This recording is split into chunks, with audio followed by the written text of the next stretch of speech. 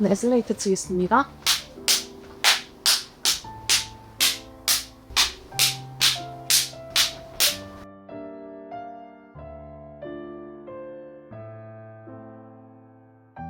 안녕하세요. 미대극회 119회 연극 코끼리 소녀에서 기획을 맡은 조숙과 사원의 임수영입니다. 안녕하세요. 이번 119회 코끼리 소녀에서 연기 감독을 맡고 있는 김현진입니다. 안녕하세요. 저는 미대극회 119회 연극 코끼리 소녀에서 무대 팀장을 맡은 김예세입니다. 안녕하세요. 저는 미대극회 119회 연극 코끼리 소녀에서 소희 팀장님을 대신해서 나온 조명팀 김민서입니다. 안녕하세요. 미드유키 119회 코끼리 소녀에서 음향팀장을 맡고 있는 배신혁이랍니다. 안녕하세요. 미드유캐 119회 연극 코끼리 소녀에서 의정본적 팀장을 맡고 있는 김수민이라고 합니다. 안녕하세요. 미대극회 119회 연극 코끼리 소녀에서 디자인 팀장을 맡고 있는 조민경입니다. 기획은 연극을 연출적으로 뭔가 만드는 거는 아니지만 동아리가 굴러가는 데 있어서 필요한 행정적인 업무들을 다 맡아서 처리하고 있습니다. 공연장 대관이나 연습실 예약이나 홍보나 동관리 같은 일들을 합니다.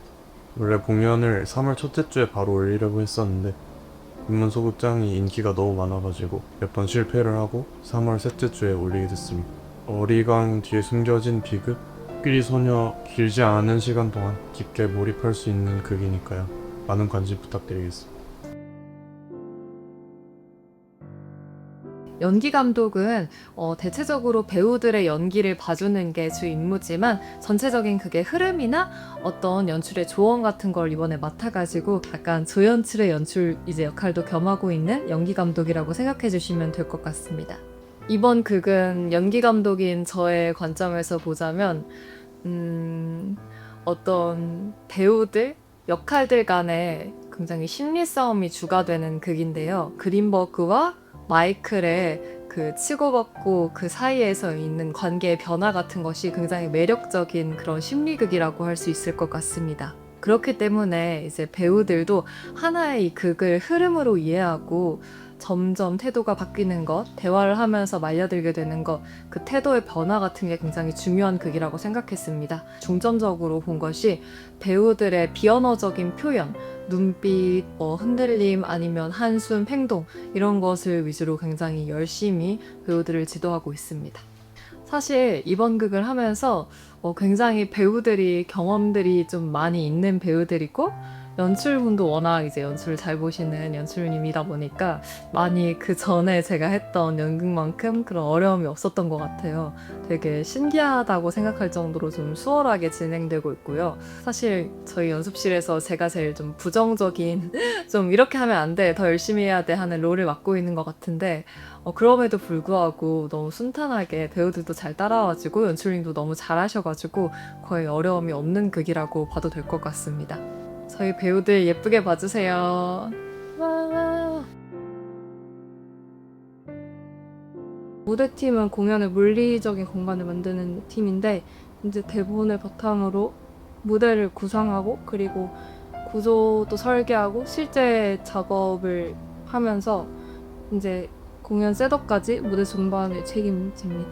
이 작품은 인물의 인격과 행동이 현실에서 약간 비틀려 보이는 어딘가 비현실적으로 느껴지는 지점이 강하게 드러나는 연극이라고 생각했습니다. 그래서 저는 오히려 무대는 좀 힘을 빼야 한다고 저는 해석을 했어요.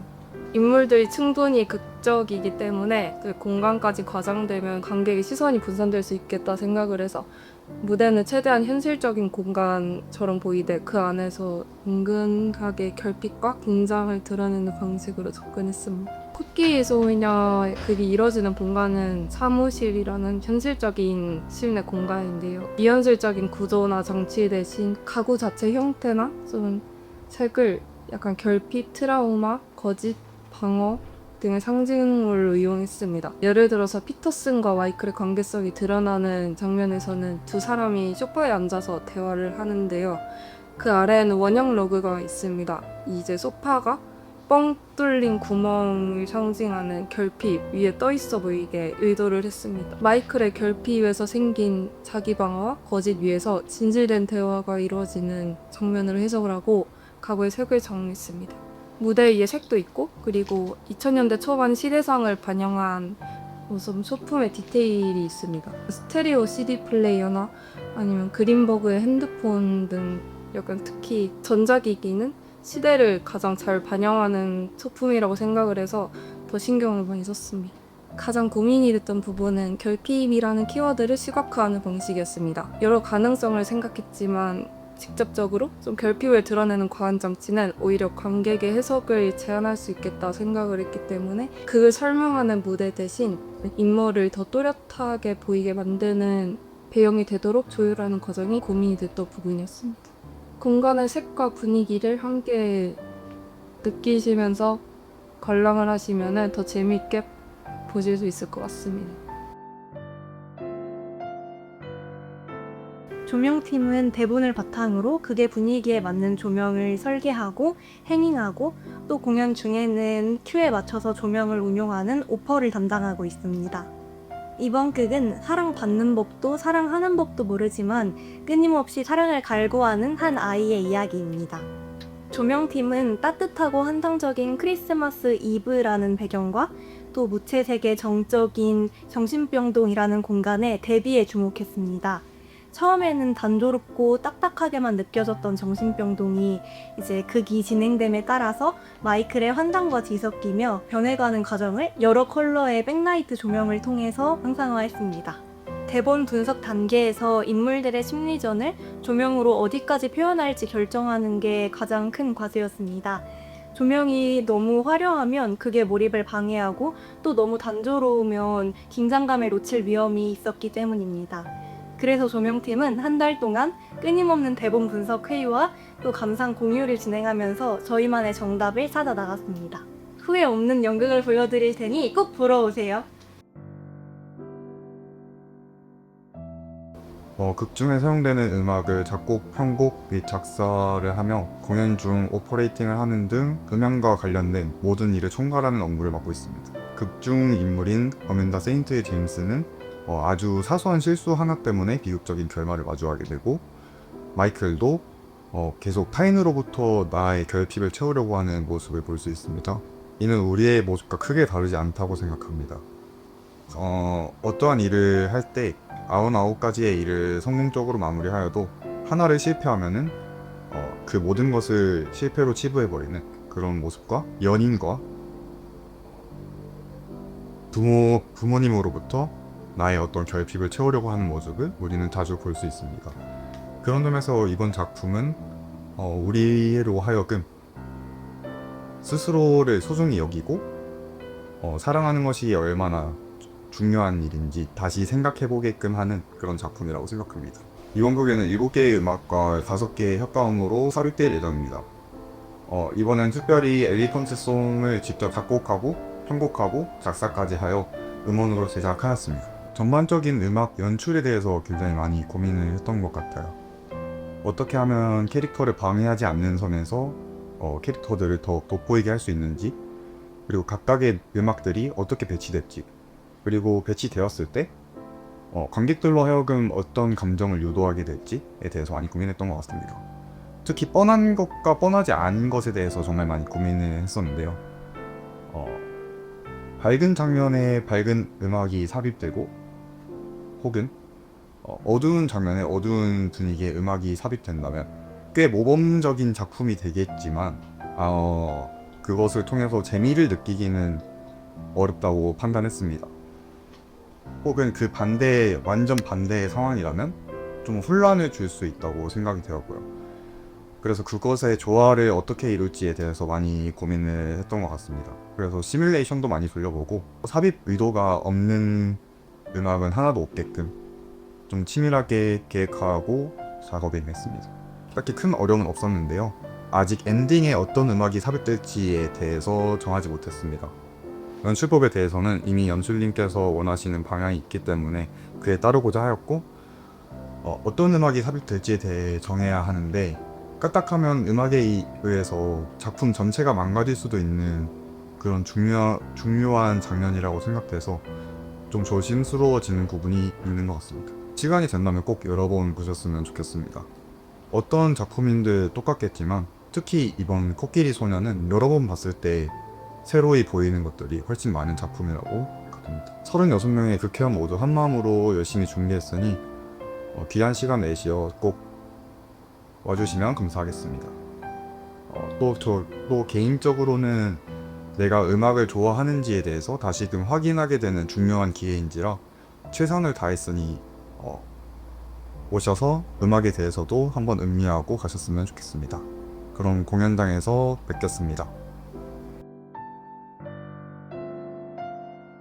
의성문장팀은 대본을 보면서 등장인물들을 분석하고 등장인물들을 시각화하는 역할을 하고 있습니다.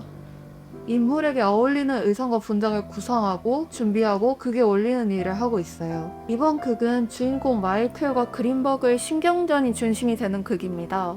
관객의 입장에서 극을 보다 보면 정신병원 상담실이라는 한정되고 폐쇄된 공간에서 이루어지는 두 인물의 대화에 집중하게 됩니다. 처음엔 마이클이 이상해 보였지만 사건이 진행될수록 그녀의 과거와 상처가 드러나면서 마이클에게 이입하게 되는 것 같아요. 관객이 끝까지 긴장하면서도 동시에 인간의 외로움과 상처를 들여다보게 되는 극이라고 생각합니다. 캐나다의 한 정신병원의 병원장, 환자, 그리고 간호사를 표현하려고 했습니다. 각 캐릭터의 나이와 성격, 이미지에 맞는 의상과 분장을 준비하려고 신경 썼던 것 같아요. 우선 저희가 가장 중요하게 생각했던 거는 배경에 알맞는 의상입니다. 배경이 정신병원의 상담실이기도 하고 환자와 간호사 등 특수한 의상이 필요한 캐릭터들이 있다 보니까 그에 맞는 적절한 의상을 구하려고 노력했던 것 같아요. 무대 색깔 톤과 그게 분위기 등 고려해야 될 요소가 여러 가지 있어서 팀원들과 여러 후보를 찾아보고 연출님께 피드백 받는 등 의상에 많은 관심을 기울였던 것 같습니다. 앞서 말씀드린 것처럼 그 캐릭터의 직업에 따른 복장의 고증을 살리는 게 가장 중요한 포인트라고 생각해서 가장 적합한 의상을 찾는 게 조금 어려웠습니다. 생각보다 패턴이 강한 의상이 많았다든지 병원에서 대량 구매하는 의상이다 보니 대량 구매만 가능했다든지 그런 어려움이 있었던 것 같아요. 다행히 많은 서치 끝에 적합한 것들을 찾아내서 의상을 준비할 수 있었습니다. 코끼리 소녀라는 이번 극은 정말 흥미롭고 푹 몰입할 수 있는 극입니다.